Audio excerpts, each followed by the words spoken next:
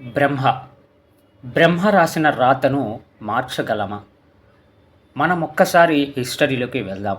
మనం పుట్టినప్పుడే బ్రహ్మ మన తలరాతను రాసేస్తాడు కదా! మరి మనం పూజలు చేసే ప్రయోజనమేమి అని చాలామందికి అనుమానం వస్తుంది.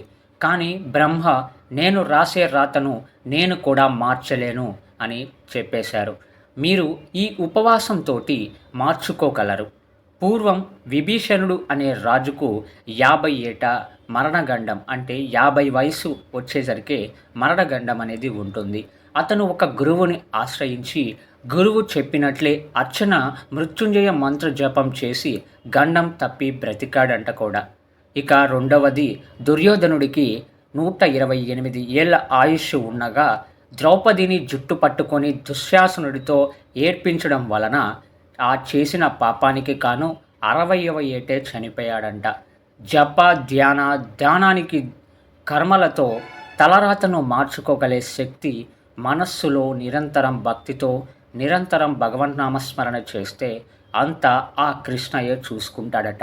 ఇది హిస్టరీలో నుంచి నేను తీసుకున్నటువంటి ఒక చిన్న ఉద్దేశం. వీడియో నచ్చితే తప్పకుండా లైక్ చేసి కొత్తవారు మన ఛానల్ని సబ్స్క్రైబ్ చేసుకొని సపోర్ట్ చేయండి.